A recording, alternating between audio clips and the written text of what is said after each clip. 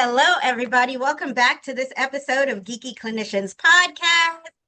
As always, I am your chief geek, Dr. Deborah Dantzler, and we are so excited today to have Omar Ruiz as our guest, as our special guest, and he's about to come and tell us about himself and give us lots of nuggets on how to build our practice and how to, continue to be geeked out about our work here in this clinical field. So we're so excited to have him. But before we jump into that, I'm going to let the other geeky clinicians introduce themselves. Hi, Omar. My name is Jacinta. I am the lead clinician at 3D and lead geek.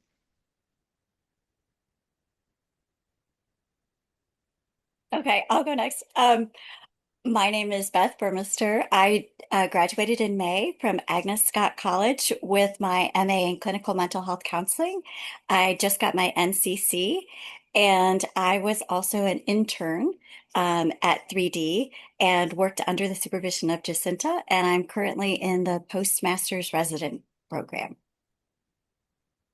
And I'm unique. I am the recent postmaster resident who has officially was hired and started in August. I graduated from Clark Atlanta University with my MA in clinical mental health counseling. So I'm excited. I'm excited to hear everything about private practice and everything you can offer. Yay. Excellent. So, Omar, let's just jump in. First, tell us about yourself give us a brief bio before we jump into your origin story. Okay, so my name is Omar Ruiz. I am by license a marriage and family therapist. I practice out of Boston, Massachusetts. I've been in private practice now going on 11 years this year, 12 years by next year. I have done I had an insurance-based practice for the first 4.5 years. Took a year off, and then the rest of the time has been private pay. And my specialty in my practice is couples therapy, working with couples dealing with infidelity. Oh, Hmm. wonderful. Okay, great. All right. So, Omar, one thing that we always ask all of our guests here on the Geeky Clinicians podcast is, what's your origin story? If we go all the way back, all the way back, all the way back, what is your clinical origin story, and how did you get to this journey of building this wonderful clinical empire that you have? Yeah, so I would say the clinical history technically started with my upbringing. So I was born in Puerto Rico, raised in Boston, and unfortunately, I was raised in an environment where there was domestic violence. And so my mom had originally put me into individual counseling, which was my first exposure of counseling. Through that, I originally thought I wanted to go into becoming a lawyer, more so a family attorney. But then when I went to college, I actually went to Howard University in DC, Oh, and I realized that I do not care about the law. And my advisor actually suggested for me to go into psychology. So then when I took the intro to the psych class, and be mindful, this is college, it's an 8 o'clock class in the morning. And so it was interesting enough for me to get up out of the bed to go to class. And then from there, graduate with my psych degree, worked just within helping folks, what is that called? Job development. So helping them fix their resumes and how to apply for jobs. And then I realized that wasn't my career. And so I just did a Google search, and then I ended up finding family therapy. And so I applied to different schools, got accepted to three: Syracuse, Drexel, and UMass Boston. Since I've already done out of state, decided to stay in state and went to UMass Boston. At that time, they had an accredited family therapy program. And my internship was doing in-home based family therapy, so what they call IHT. And so I did that for about 4 years until I finally got licensed. Took me 3 times to pass the exam. Um, and first time I missed it by 6.5%. Second time I missed it by 2.5%. And then finally the third time I passed it by 2%. because they raised the score. And that, am I allowed to use adult language on this You podcast? you are free to do Okay. as you I wish. just don't want to like offend anybody. So that pissed me the fuck off because I was just like, I just felt like it was just like, it was over and over. And I'm like, I just need to pass this exam. So then once I finally passed it, I was licensed officially in December 2013. And by February 2014 is when I decided to build a practice. Hmm. Now, this was at the time that this was prior to all the big companies such as Alma, Headway, Rula, and all of them. So I had to actually apply individually to each insurance panel, and each of them had their own requirements. And so the first panel I was got on was Blue Cross. Then after that, at least in Massachusetts, they have Tufts, Harvard, and then the state Medicaid is called Mass Health. And under Mass Health, there's different plans that you have to apply for. So then that's how I first initially started to practice. I was applying for insurance. I didn't get much traction with folks who were willing to pay out of pocket. So once I got onto a panel, that's when I was receiving a lot more referrals. Um, at that time, I would consider myself more of a generalist. Even though my license was a marriage and family therapist, a lot of the referrals that were coming in were just varied by nature. After about 4.5 years, I ended up closing it due to one, I had moved to a different office space, and that's when I realized location does matter when it comes to a private practice because the location that I was at was my own office. And then when I moved because at that time I had purchased a house and that was like a 40-minute drive. So I needed something closer to there. And even though telehealth did exist at that time, it wasn't as prevalent as it is now post-COVID. Mhm. And so when I moved, I lost 95% of my client load because no one was willing to transition to telehealth and no one was willing to drive that long because where my practice was, it was next to a train station. And so it was easy for commuters to get there. And just anybody who's local in the area. But where I moved to, it was a more closer to like a suburban area where the closest train station was like a 10-minute drive from the location. Hmm. Um, and second, I moved because the landlord at the time had kept me at a certain rate and they needed to up it because after 4 years, they had to up it to catch up with what was on the market. And so I ended up finding a spot that, again, was closer to where I lived and was literally $25 less per month. Um, then from there, I kept the practice open just for a couple months simply because I could not generate enough income during that short amount of time from the move to keep up with my mortgage and everything else. And then I was essentially underwater with it. Had to essentially close it down. Plus, I accumulated close to $24,000 in back taxes. No one really taught me how to keep up with quarterly taxes. So they taught, like, I had a supervisor who taught me how to essentially apply for panels, but no one really talked about the accounting piece. So essentially, I felt like every year I was paying for the year prior and I couldn't catch up with the current year. And so once I closed it down, I spent that whole year working as a middle school counselor, basically paying off the taxes. And when I opened it in February of 2014, closed it August of 2018, reopened September, October of 2019, but this was months prior to COVID. So Hmm. during that time, I was doing, I decided I'm not going to go back to insurance because there was a lot of things about insurance I didn't care for. I didn't feel like there was a need to always diagnose someone. Um, Secondly, I hated the payment clawbacks. I received notifications saying, "Oh, you owe us $1,000 because the person switched insurances and we were still paying you." And so every single time I bill someone else, that's how they'll take their money back. I hated that. I also hated the notion of this big brother mentality of they're going to audit my records and then just going to take things away. And lastly, I just hated the nuance of billing. It was tedious. I call it like first world business problems because it's just because I was very most of the EHR systems would have like a small payment that you make with every claim that you submit. So like therapy notes may have charged you like 50 cents or 51 cents. In my mind, I'm like, I want my 51 cents. I'm not giving you 51 cents just because I submitted a claim. So I would log into each insurance panel just to submit the billing instead of doing it through the EHR system out of convenience. So billing would take me about an hour and a half, 2 hours every Sunday. And that would be billing for about between 12 to 20 clients, depending on how many I saw. And so I knew when I reopened the business, I didn't want to deal with insurance. I wanted to do private pay. Within a month of opening up, that's when I realized private pay is a very different beast of a business model.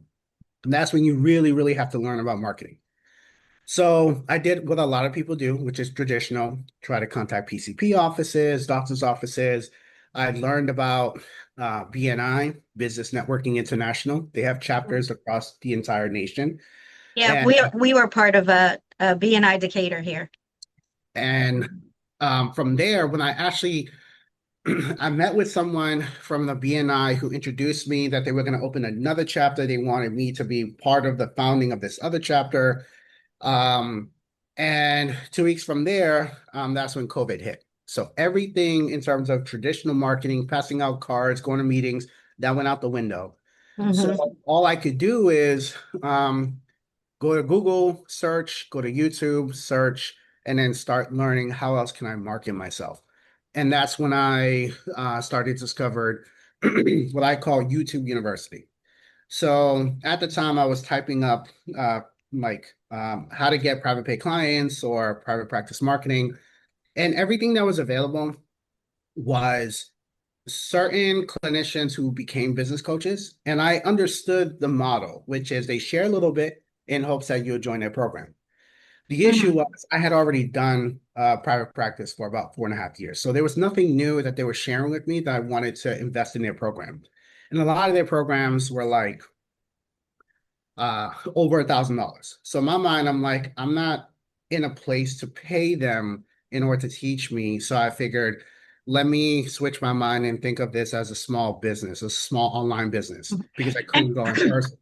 And So that's a really important point that you're making right there, Omar, and it kind of goes back to what you were saying before as well, in that going through these clinical mental health programs, whether it's LMFT or LPC, we don't get intro to business 101, right? So the issues around the quarterly taxes and organizational structure and things like this, marketing, right? And especially like marketing in COVID times was a whole different beast in and of itself, because you're right. I mean, you could tell by these gray hairs, I'm a little seasoned, and some of the stuff that I was taught when I came up in it was, in order to have a private practice, you get on insurance panels and you go out there and you pass out your card and shake hands and basically kiss babies and that sort of thing. But it was all like mostly in-person stuff. And then when COVID happens, everything, the little bit that we were taught, taken from us. So basically, you're saying that you went to, like, you had basically had to start and learn from scratch. And I want to hear that. And then I want to open it up for the other geeky clinicians to ask you some questions as well. yeah, so so I went through the rabbit hole of YouTube. And again, at the time I was working as a middle school counselor. So when we were allowed to go back in person, every single time I would drive in, I would play a YouTube video on the stereo of the car and just listen to it. And if there was something that stood out to me, every time I got to a red light, I would pause the video and then write like a voice note saying, go back to this video at this time.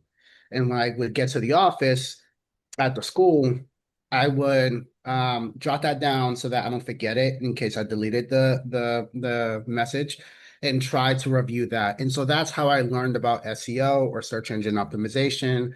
I got introduced to the idea of Google Ads, introduced to, at that time, it was called Google My Business, but it's now called Google Business Profile.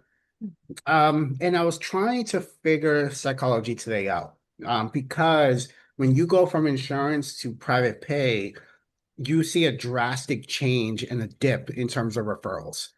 Because at least with Psychology Today as a directory, prospective clients can filter the results based on insurance. So if you don't list insurance on your profile doesn't get screened in when someone selects insurance because you don't have it selected.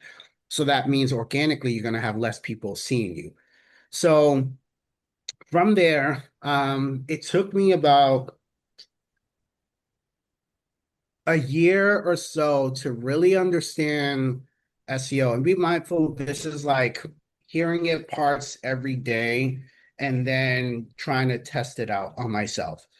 And then it took me that year to really convince myself. And I think this is part of a money mindset issue that I see across the board with many therapists, which is the idea of like, I have to invest in the practice. And so it's almost like we're always pinching pennies because we're trying to find the most cheapest or affordable way to like get clients. But I figured if I invest in a company, and at that time I found a local company that was charging $750 a month for SEO. And then I said, okay, I'm charging at that time, I think it was 175, and I was considering going to 200 per session. So I figured if I charge people 200, all I need is one client that sees me at least 4 times that month, or at least 3 to 4 clients who would see me for an initial visit to basically offset the cost of SEO. So, and I knew when it comes to SEO, it's a long-term strategy. Unlike Google Ads, you get shown immediately. I knew that this was going to be a long-term investment, but I needed to look at the data and the math because my emotions would get the best of me. My emotions would say, this is not the best investment. You're wasting your money. But I knew if I'm going to build this business, I need to trust in the process. So I already knew enough about SEO, but again, SEO is not my um, it's not what I want to do on a regular basis because it's very technical. It's formatting and then there's backlinks or authority building. And so then from there, we're now at 2021 to 2022. I then found out about Facebook groups for private practice. Did not even think about it at the time. And the only reason why I found out about it was because one of the SEO folks I was following, I had a consultation with them and I was telling them my dilemma. And they said, why don't you join local Facebook groups, be of value to them, and then organically you'll get referrals. So I did that. And then out of curiosity, I just typed up private practice. And then that's when I would get a whole listing of different Facebook groups. I joined a couple of them, assuming that the culture was you would share out helpful tips and ideas. And so that's what I did. When I shared out what I've learned thus far, a lot of people would reach out to me and asking me if I was a coach. And I had no intention of being any sort of business coach or marketing coach. I was just being helpful.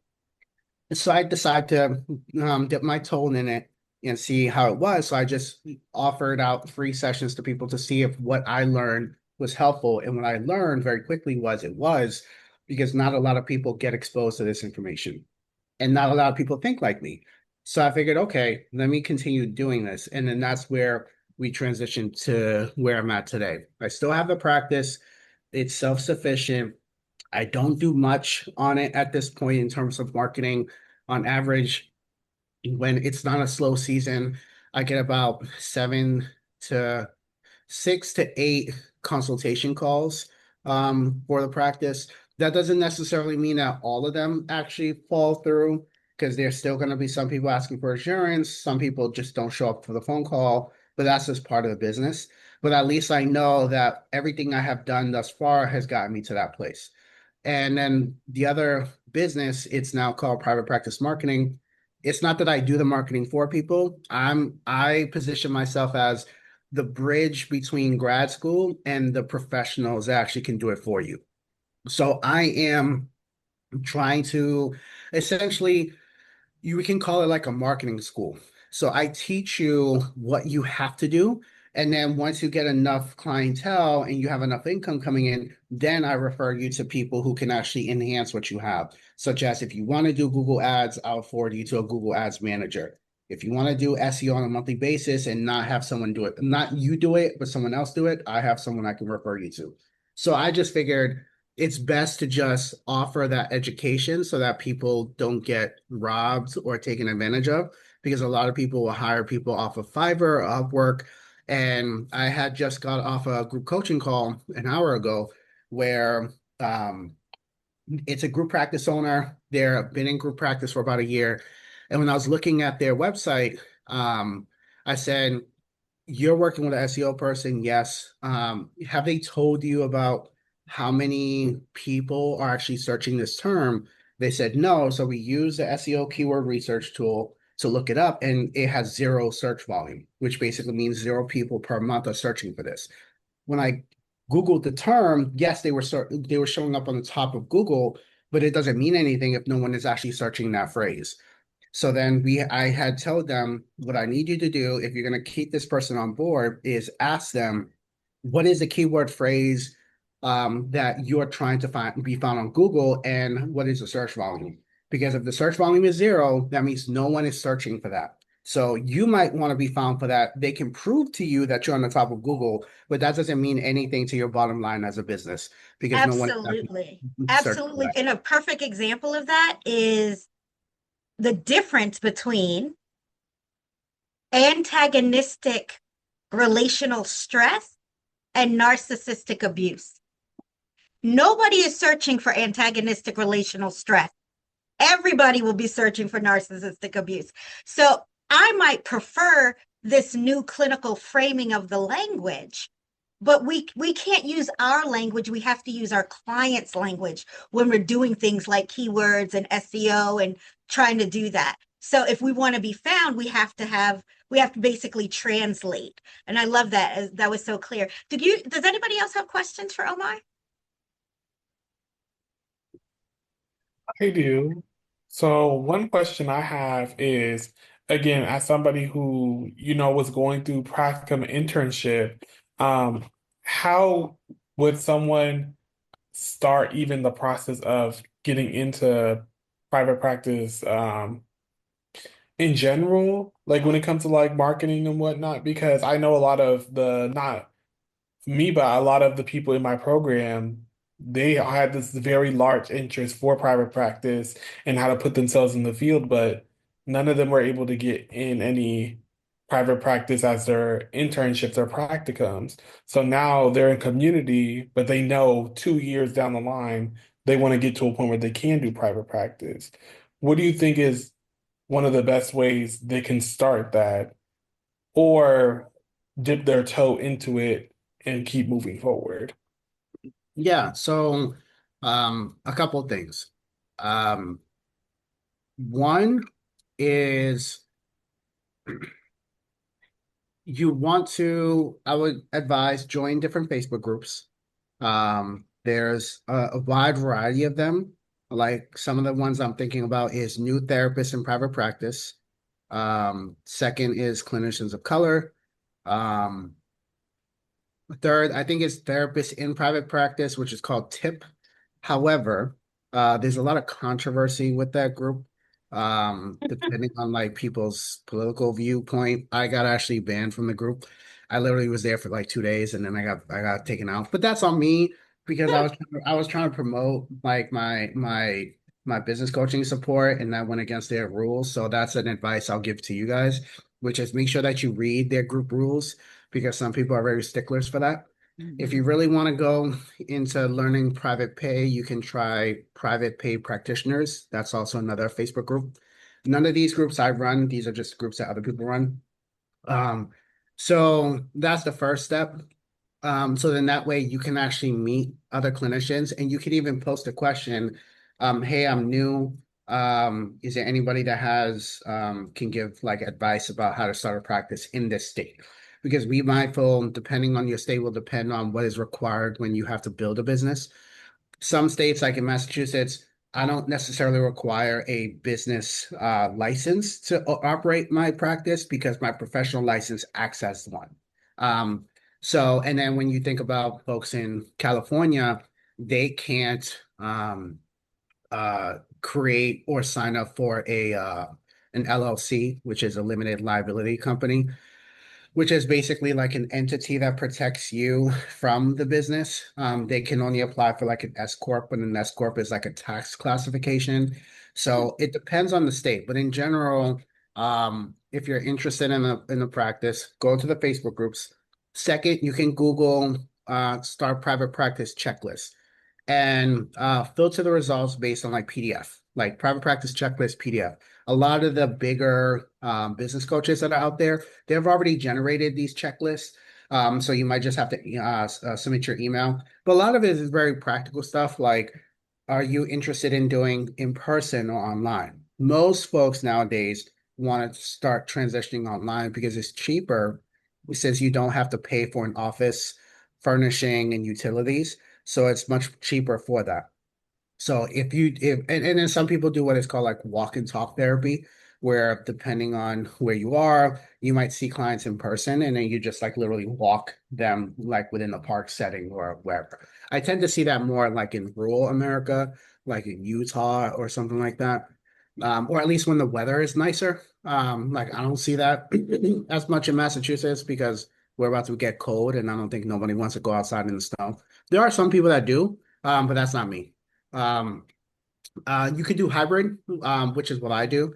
I do hybrid more so strategically because one of the platforms that I would market on is Google Business Profile. It's basically if you Google, let's just say you Google couples therapy near me. Within the Google's results, you have the ads on the top, there's a map section, and then the rest of the results. The map section is where the Google Business Profiles show up. So it's helpful if you have what they call a brick and mortar address, so like a physical address. Now, here's where things get gray because when people do online, they require a address for their LLC or PLLC, which again is just an entity that protects you. Um, Part of applying for that, you require what is called a resident agent. A resident agent is just a person that receives the mail to the business. So some people, when they're doing online, they're like, what is the address can I use? Some people try to use iPostal or like online addresses. The issue with that when it comes to a Google business profile is that Google doesn't has mentioned that they don't approve those type of addresses or if you have a PO box because it's not an actual address that customers, quote unquote, or clients in our terms would actually come and visit. So they might suspend the account. So what you might have to do is you basically hide the address on a Google business profile. Without I'm getting into the weeds of things, but in short, get a checklist, join the Facebook groups, figure out if in your state you require either an LLC or a PLLC. In Massachusetts, for example, when I spoke to the Secretary of State office, they said that because I have a professional license, I need to apply for a PLLC, which means professional limited liability company. The only difference between those is if you're licensed professionally versus you're not. Some states they don't have PLLC. You can only apply for LLC. Um, After that, you need a an NPI number. NPI is National Provider Identification Number. It's used mostly to identify you as a provider in case you want to accept insurance, because that's the number that's going to be used for billing purposes. Next, you need an EIN, which is an employee or employer identification number. This is the social security for your business. This is for tax purposes. EIN is free, NPI is free. LLC or PLLC is a cost, depending on the year. I mean, depending on the state. Those are like logistical things. After that, once you have that, then you have to actually think about things that you have to invest in, like a business email and a business phone number. Both have to be HIPAA compliant. A regular Gmail, like a Google Voice or a regular Gmail, will not cut it. So you need like a HIPAA compliant email system. One of them that I know of that I'm in support of is like Hushmail. So they're a HIPAA compliant email system. Phone number depends. I know that I've used Google Workspace, which is their business line, and it is considered HIPAA compliant as long as you sign what is called a BAA or Business Associate Agreement. Once you have that, you have to then consider, are you, what is your license? So right now I'm pre-licensed. I just finished my master's, so I'm applying to sit for my tests as we speak. And so, what's your training? Social worker, psychologist? Oh, mental health counselor. Okay. Um, So the reason why I asked that is because this will then depend on, um, what was it?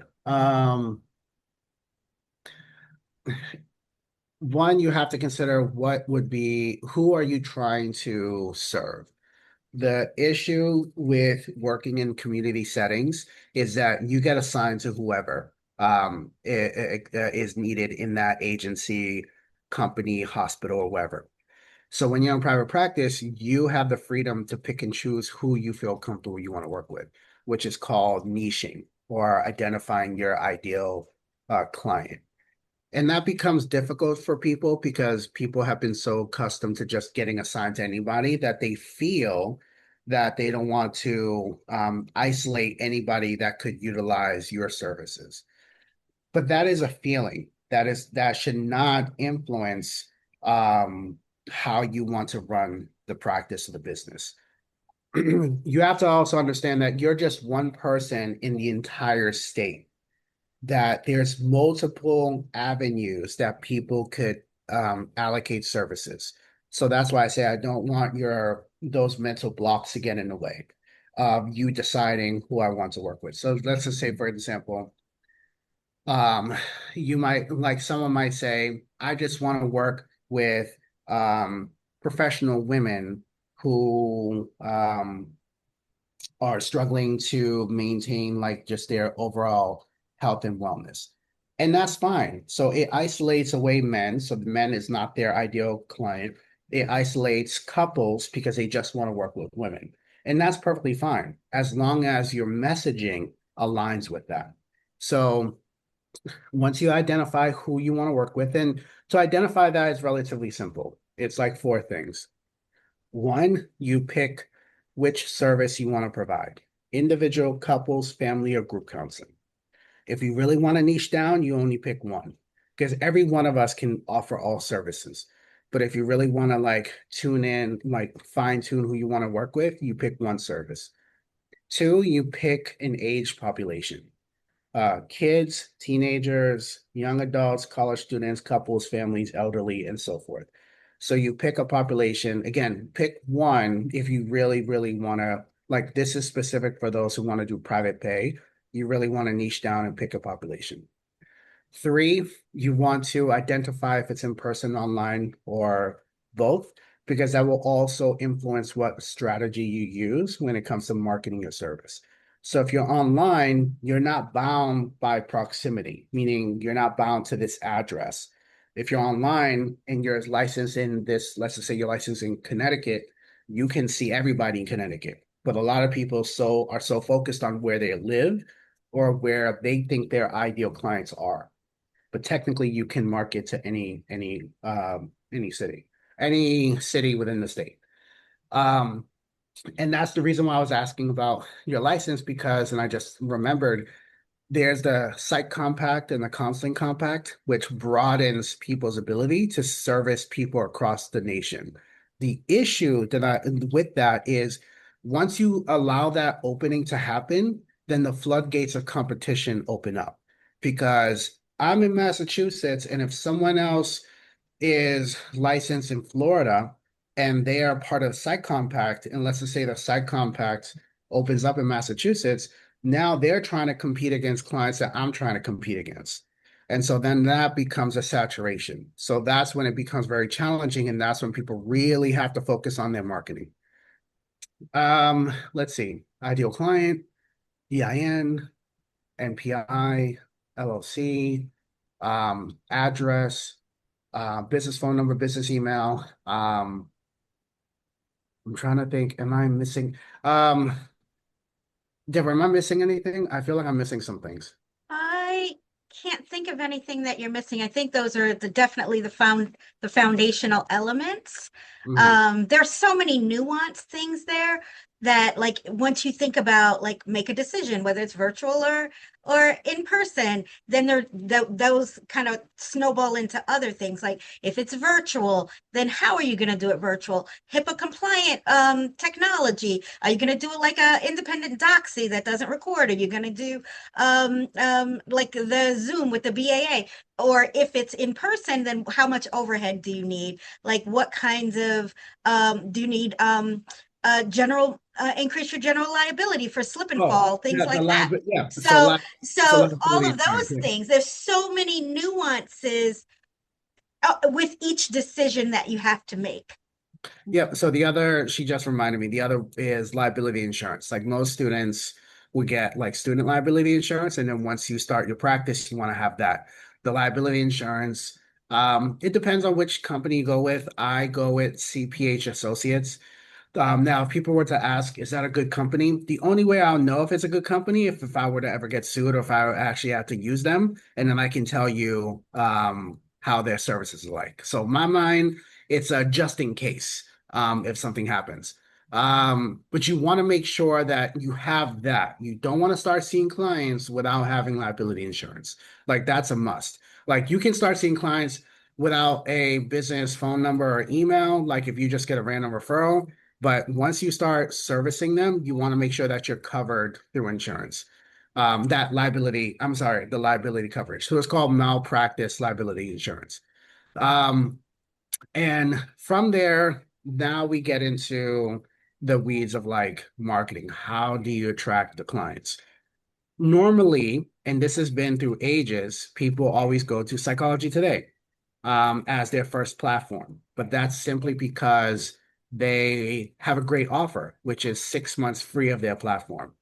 The issue is that most people, when they're marketing themselves, they almost write their message like it's a resume.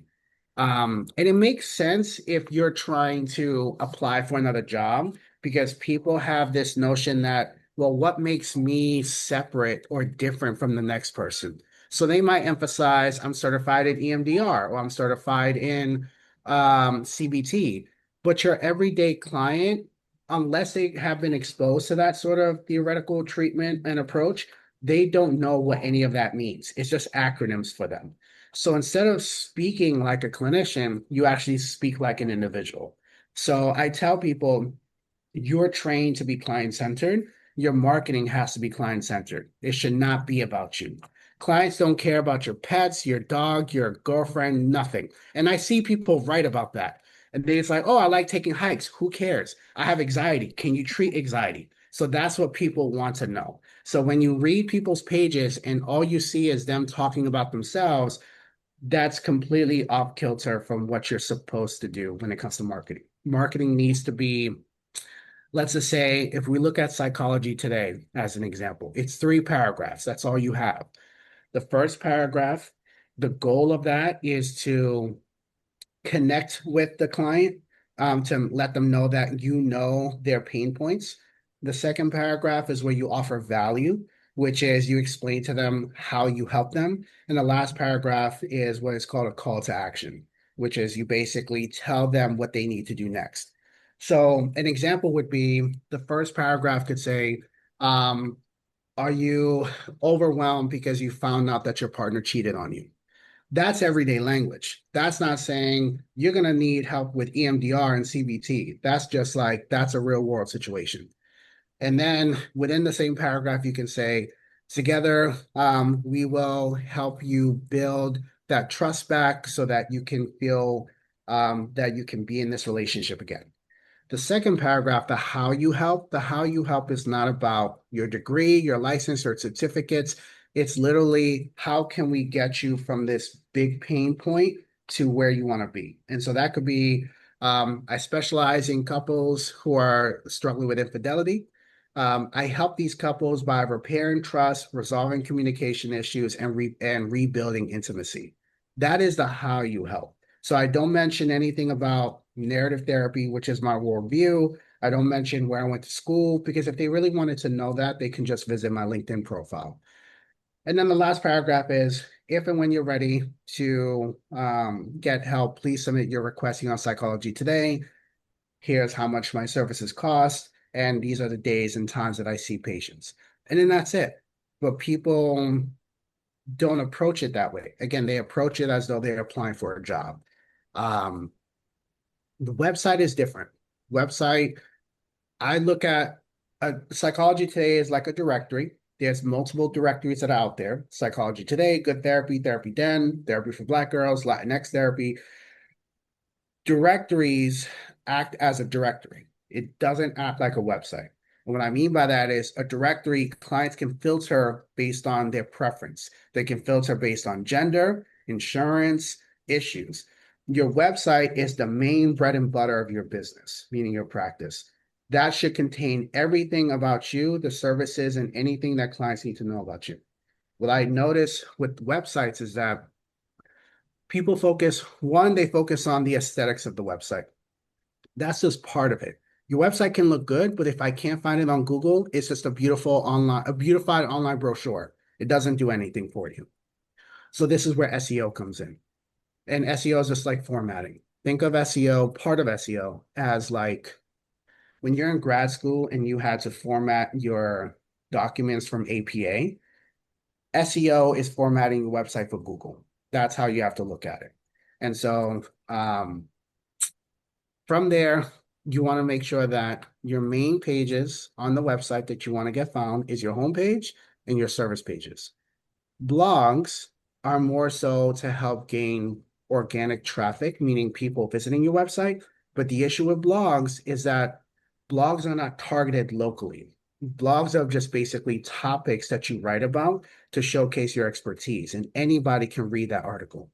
But the purpose of a blog is to generate that organic traffic that shows Google that your website has value. The more traffic, meaning the more people that come onto your website, the more Google trusts your website, and it will start ranking it higher in the Google search results. Absolutely. So having those blogs, having those current blogs, really it's like kind of just like increasing that know factor. People can find you easier, and you may have more inquiries as a result, whether they are appropriate or not, because of things like, because it's not local, it could be more just general people inquiring, but it's still important to kind of raise your visibility and increase people's access to your website. I want to just check with Jacinta and Beth and make sure you guys have any questions before I get prepared to wrap up and ask the final questions. I actually had a question about, I think this is kind of a bridge with marketing and then also kind of specialization. What do you think about the board certification in telehealth, telemental health? Is that something that you think for clinicians who want to go into private practice, does that prepare you in a certain way? Does that mean anything to your clients to have that additional level of training or certification? I think the certification would have value if you want to be able to see certain clients depending on the state, but your everyday clients can care less about that. So, like, for example, if you get certified in any theoretical framework, EMDR, CBT, DBT, that's for your clinical training. That's not for the clients. Clients just want to know, do you know what you need to know to help me? And if so, great. If you're using EMDR, great. If that works for me, great. But for like, and then that's why I say people approach marketing from the lens of, if I get this certification, that's going to mean something to them. That's going to make me stand out. It doesn't. That stands out if you're applying for a job, but not for your everyday client. For your everyday client, what they want to know is, um, one, do you accept insurance or not? Two, do you treat the issue that I need help with? Three, do you have availability? And four, are you in person or online? So those are the main four things that I find that most clients will want to know, because that will decipher for them if they want to choose you. So if you are thinking about getting board certified in telemedicine and you're thinking about being able to see people across state lines, that will be helpful so that you can explain to clients, yes, I can see you online. but that's as far as it goes. They don't care if you're certified or not. My question is kind of, I'm still trying to formulate it, but it has to do with taxes and finances. I am wondering when you go into private practice, um, let's say you know how much it takes to run your household for the month or for the year. So you figure out you need to make X amount of dollars for the year. You know what you're charging clients and if they're going prepay or through insurance. Um, how do you know how much needs to be set aside for taxes? Does that make sense? Yeah. So I'll share this. I'm sharing back what was told to me by an accountant. What they said was a very baseline is for every dollar you make, you save 30 cents. And then when that 30 cents goes into an account. And from there, the benefit of having the business is you can there are certain things that are considered tax deductions. And so anything that you spend on for the business, meaning for a practice, literally from CEs, conferences to EHR systems, anything that's going up that is directly connected to the practice, even renewing your license, because you need to renew your license to be able to continue the practice. All that would be considered tax deductible. And then you can also check in with the accountant to ensure that what you're about to be paying for is tax deductible. So tax deduction is important because just because I save the 30 cents for every dollar that I spend does not mean that all those 30 cents will be getting given back to the government for tax purposes, whether it's state or federal. It just gives you a safety cushion so that you have enough and saved up to pay for that. Because let's just say you generated 100,000 for the year. And let's just say this is your first year in private practice. Normally people don't generate as much in their first year. Let's just say you generated 100,000 and your business expenses came out to about 30,000. They will look at your actual income is 70,000, not 30. So they will tax you off of that 70, not the 30, because you were able to showcase that a lot of those funds were allocated to invest in the business. So that's why you put the 30%. That's why even if I do dollar per dollar, and let's just say I had saved $30,000 Hmm. for taxes, only a portion of that 30 would actually be going to the federal and the state because again, you're decreasing how much you're going to be taxed on, if that makes sense. Yeah. Yeah. Omar, you have given us so many rich nuggets today, so much valuable information. I see why if you were given these nuggets in those Facebook groups, I see why people were reaching out to you and Yeah. saying, "Hey, do you coach?" And so all of your contact information is going to be in the show notes. Are you taking individual clinicians as coaching clients? Yeah, so I currently run, which I was gonna actually mention too. Is it unique? Is that how you pronounce it? Okay. So I was gonna mention to Unique that one of my projects that I am slowly working on, because it's gonna be a bit of time for me to get this off the ground, is I'm going to consider myself the first person to create a start your practice course for free. Most people charge, and I'm going to create it for free. And so, but that is in, I would say, the next year or two because I'm writing the script, and I'm trying to gather as much information as I can to make sure that the free course is not just like a poo-poo course, like it's actually dedicated with a good amount of information. But to go back to the point, currently I'm running what I call the client attraction system, which is a training program for clinicians who want to know how to market their services. And so I tell people just go to marketyourprivatepractice.com. I have a 7-day trial for just $7 for folks to just start watching the course. And you can sign up for a group coaching session. So it'll be like this. And all the group coaching sessions are recorded so that you can watch the replay just in case. And then after that, if you guys decide to stay after the 7 days, it's like 149 a month. So it's a subscription model. With marketing, I don't expect anybody to stay in the program longer than 3 to 6 months because from that time you would have already learned enough to be able to do it on your own and then to outsource it to people.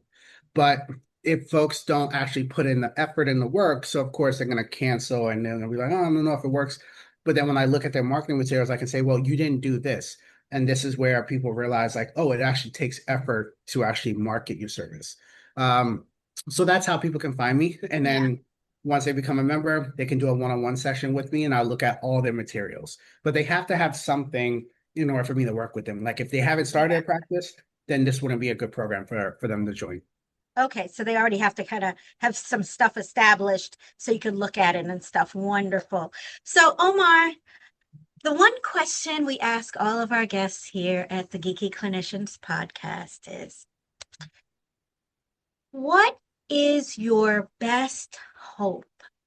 What is your best hopes for the future of our field, but especially as we're talking about marketing and private practice, what are your best hopes for the future?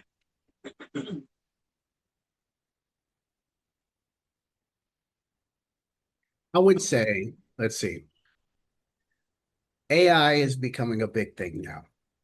I would say my best hope is for therapists to embrace the advancement of technology instead of being so scared of it, because I think people run directly into ethics and what's moral. And what I tell people is those who will succeed, it's not that AI will surpass us and then people will use AI as a form of therapy, but it's the therapists who utilize AI to be able to enhance their practice. It's just like with anything, as life advances, we need to learn how to adapt. So my hope is that people will embrace whatever new comes out. It doesn't mean it has to be a new trend, but it has to be industry changes that happen that will help your practice evolve and adapt to it. Because if not, then you're going to be the ones who are going to be struggling to maintain your business because you haven't adapted. And by the time you do adapt or decide to adapt, it's already a little bit too late because other people are competing against you. So my hope is in general for those to whatever, not a trend, but if it's an industry change that is influencing business practices, to adapt your practice to that. Also in line with ethics, but also make sure that you're adapting to it. Yes. Oh, thank you so much. All right. For our viewers out there, check out Omar's contact information in our show notes. And if you have not already, subscribe to our channel, like and share. And we will see you guys on the next episode. Bye.